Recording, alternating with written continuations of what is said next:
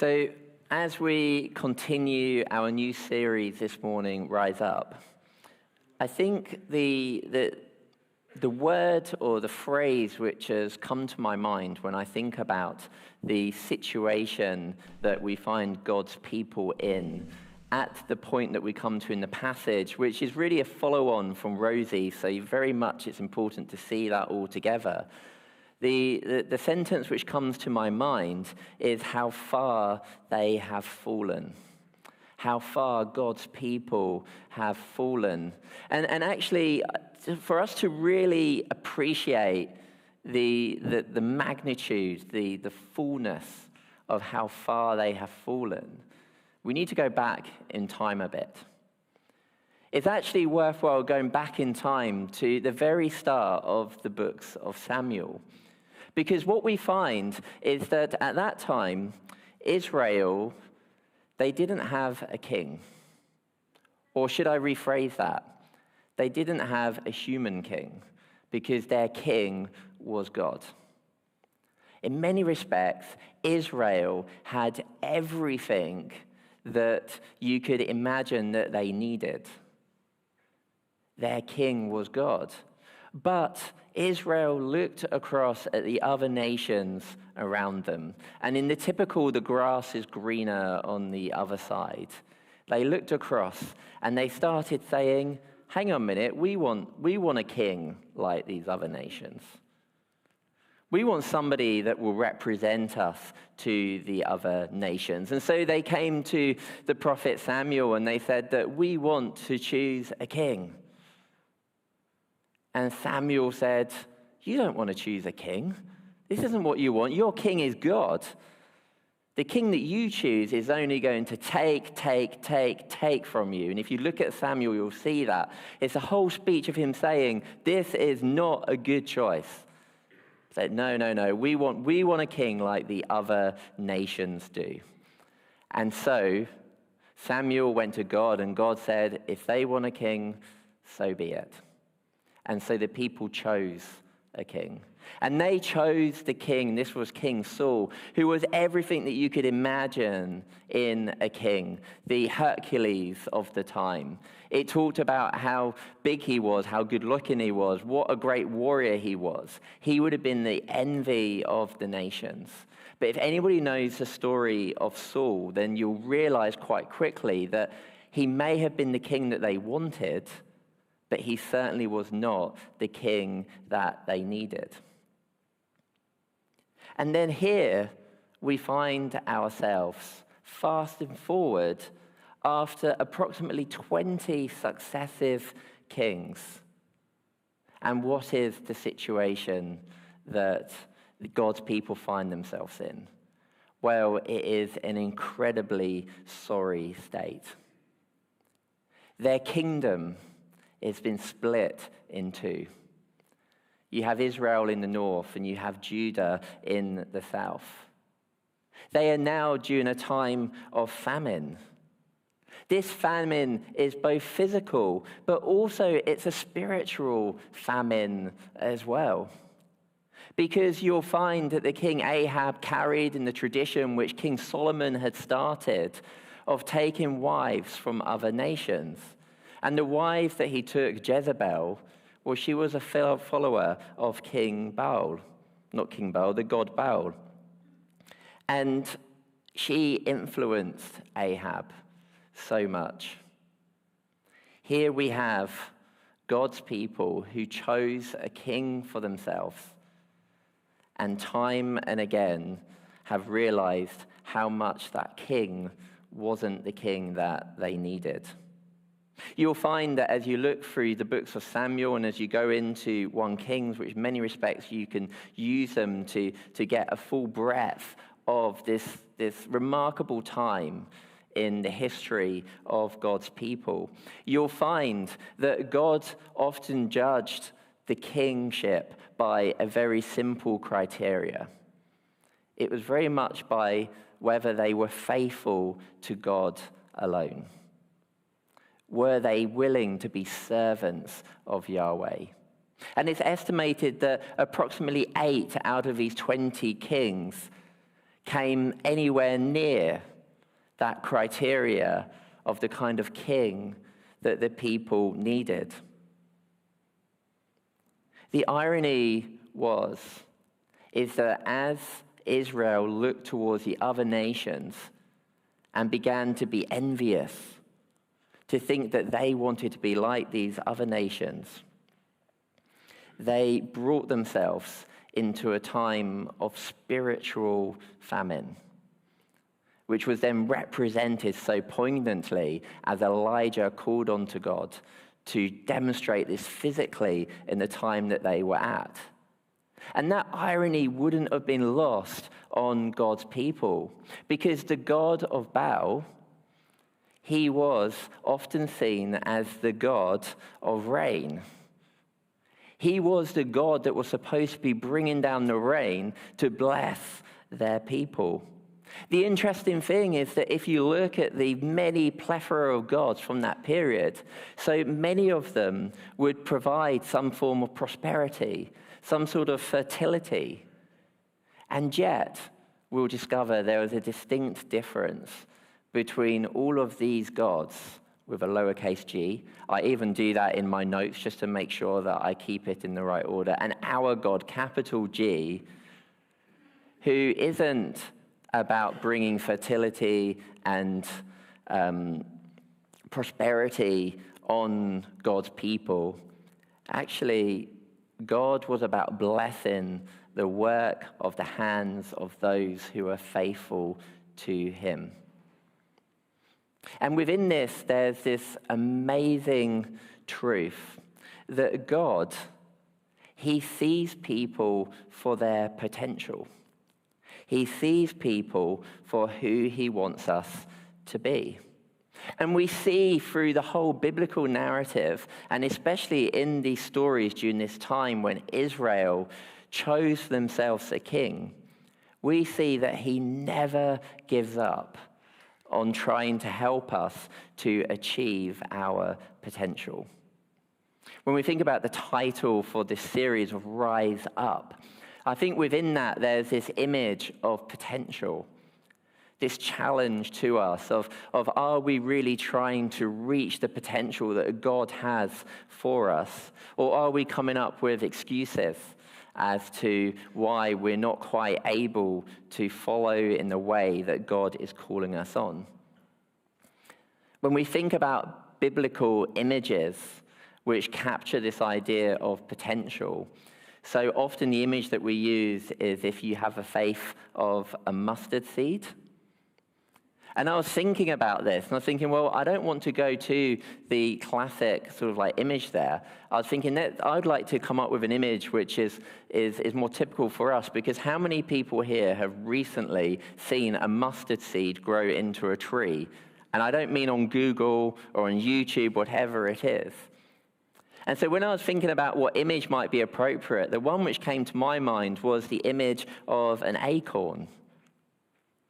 Because it's a wonder that this little acorn with its hard exterior, how it is able to break out of that exterior, to plant itself into the soil, to survive in all of the different conditions which nature throws onto it, to grow up amongst the trees around it, to be deep-rooted, and yet to grow into this amazing, strong, and sturdy tree.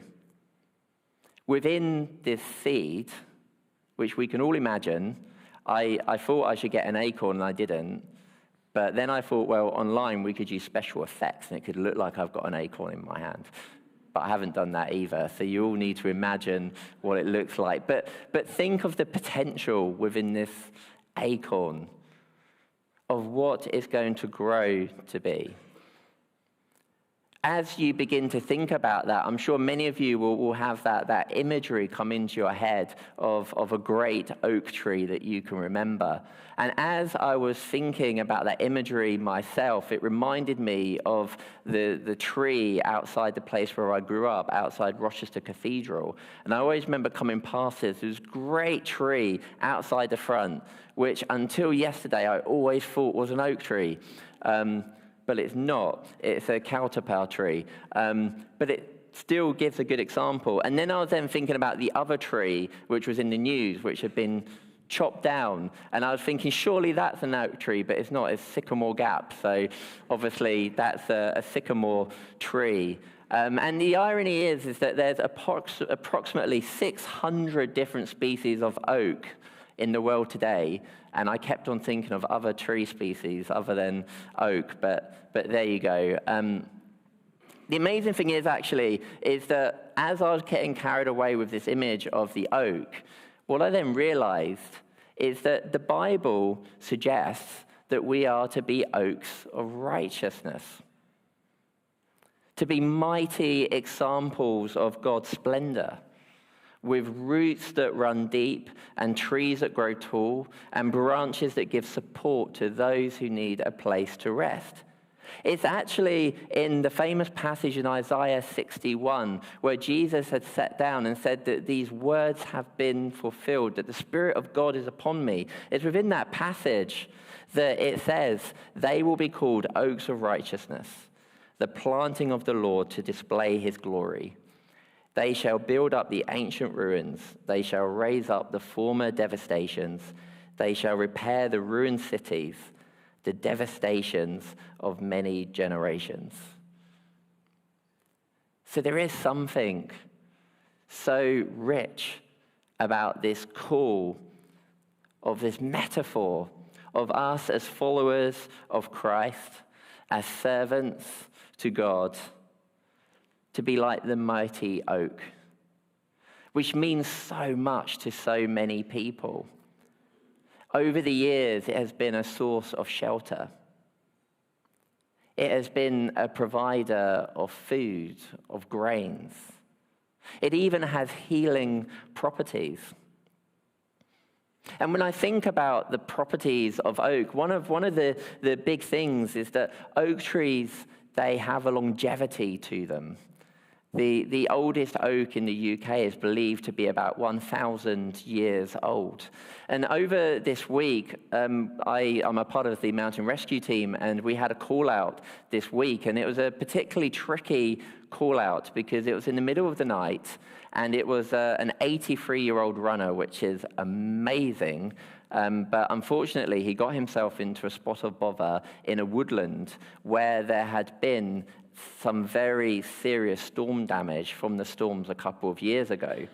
And when we went to this woodland full of all of these conifer trees, it was like something out of an apocalyptic movie. We had trees everywhere that we're having to climb over and crawl under and try and help this person by stretching them out and so on.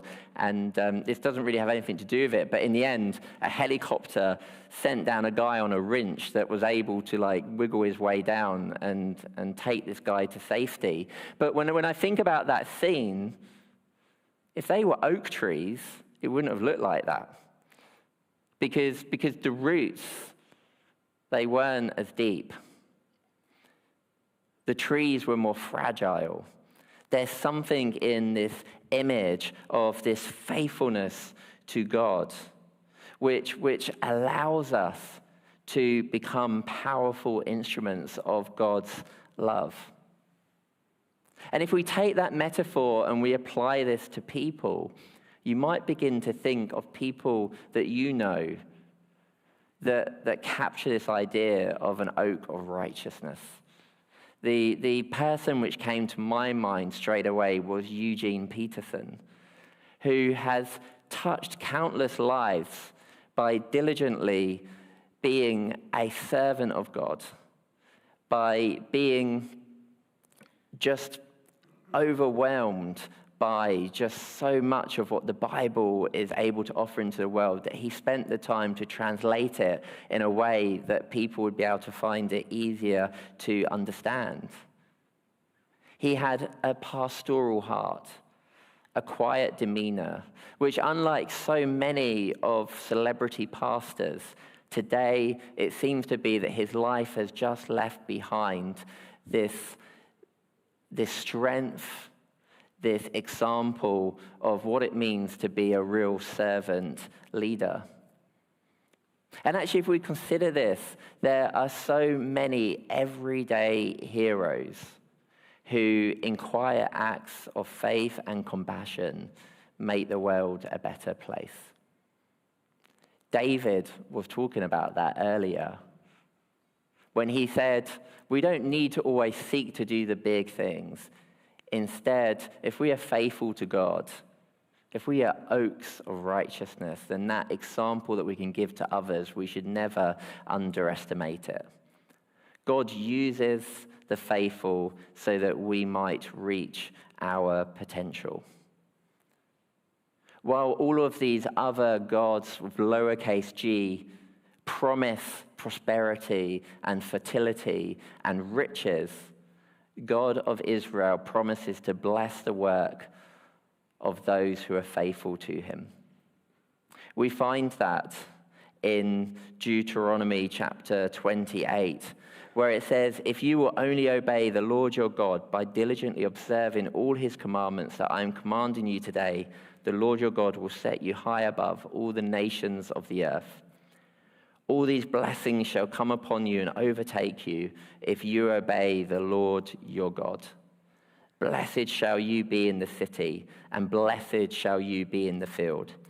Blessed shall be the fruit of your womb, the fruit of your ground, and the fruit of your livestock, both the increase of your cattle and the issue of your flock. Blessed shall you be if you obey the Lord your God. And we see that in the passages that we were looking at last week and we continue to look at today. We can see where God always blesses people and in the most unexpected places. We have the widow of Zarephath. She wasn't an Israelite. She didn't know God in the same way as Elijah knew God. And yet she demonstrated her faithfulness, her willingness to serve God by putting the needs of others first.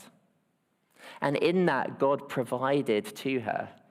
She was going to have her last meal with her son. And yet God continued to provide to ensure that this small amount of supplies that she had would be what they needed and was able to feed Elijah. And then here we have Obadiah. And Obadiah is in an impossible situation. He's the chief steward. He is in an incredibly responsible and privileged position. His responsibility is to look after the affairs of the royal family. He was responsible to ensure that their instructions are carried out. So when Jezebel turned around and she said that I want you to go and kill all of the prophets of God, Obadiah would have had a responsibility within that. And yet we see here that Obadiah, despite working within this situation, still see into the affairs of the person that he was called to serve. He also went to the effort of hiding and sustaining the prophets in caves. And it said the reason that he did this was because he revered the Lord greatly. Isn't that an example of an oak of righteousness? If you were in his position, would you do that? Would you trust in God enough that you would go and care for these people that your leader, or in his case, your master, had instructed should be killed? So it was no surprise when Elijah came to him and said, oh, by the way, can you go to Ahab and say that I want to speak to him? And his immediate reaction was, whoa, coming up with excuses, trivial things like, if I do that, he might kill me. When was the most recent time that we've had to carry that kind of message to somebody? I think, if anything, his reaction was pretty low-key compared to how I would react to a situation like that. And yet, he remained faithful. He trusted God. He played the part that God had called him to. And we can see within that a contrast with Ahab. Because Ahab, you'll find, really doesn't actually do that much. As you follow his story within this part of Kings, Ahab is really more of a bystander. And that's not in a good way, because his lot is confirmed as much through his inaction as it is through the fact that he was allowing other people to make decisions for him. Whether it was Jezebel or even Elijah, it seemed to be that he was always allowing other people to make decisions for him. And I think we see within Ahab, there's a challenge there. There's a challenge towards an attitude of apathy, an attitude of seeking to hide from God's demand on our lives by allowing other people to make decisions for ourselves, placing that responsibility in their hands. Or maybe being so preoccupied by things like trying to ensure that your horses are going to have grass, whilst ignoring the fact that your central role as king of Israel is to be a servant to God, and it's supposed to be being about allowing that God to bless the people, but instead, through inaction, your wife drives out the prophets. There's something dangerous here about apathy and indecision. It almost seems to be that it can be as dangerous as outright rebellion.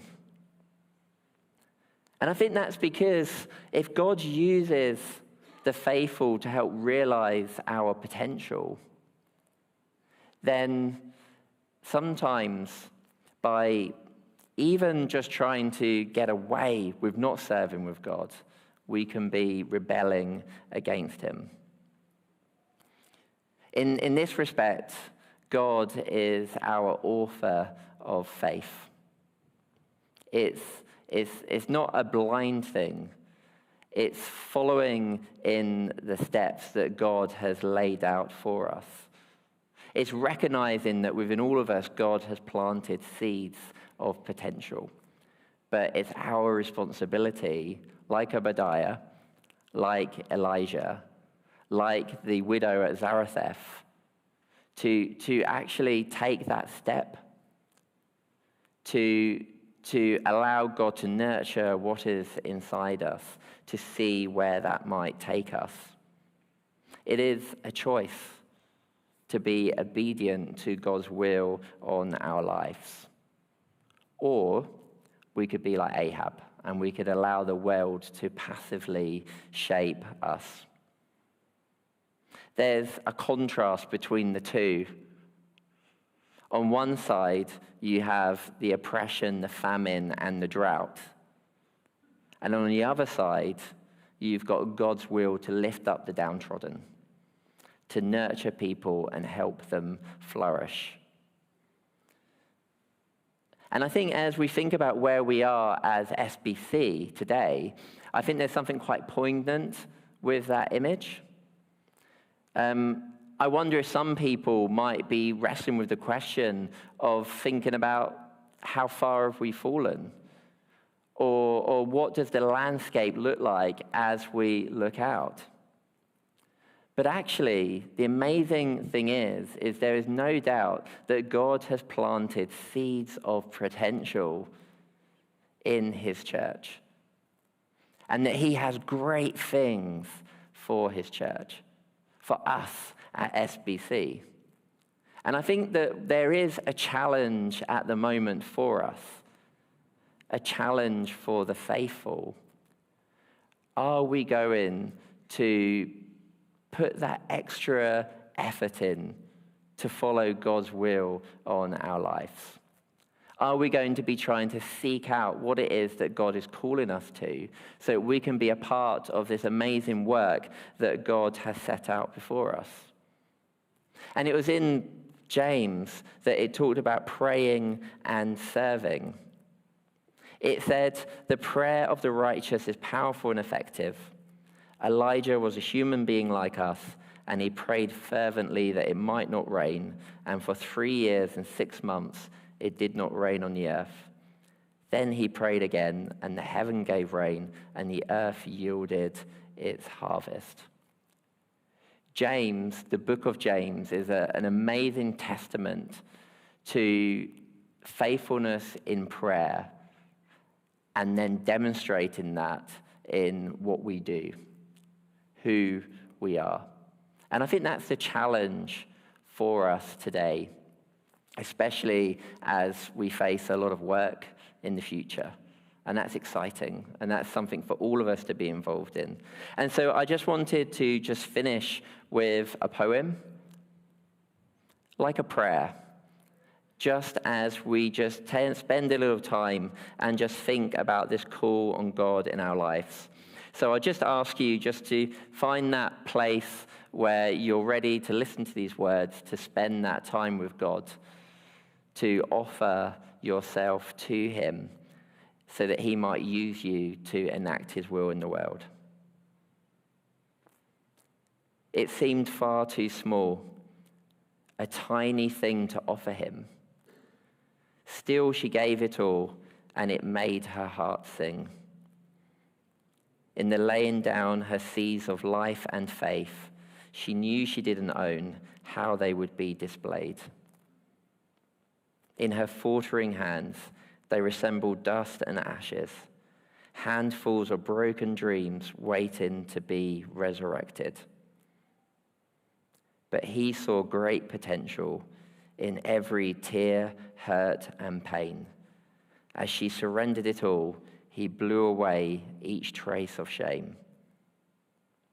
There was a long waiting time when her soul sank despaired, before the eventual rise and shine flowered hope, joy, and happy tears.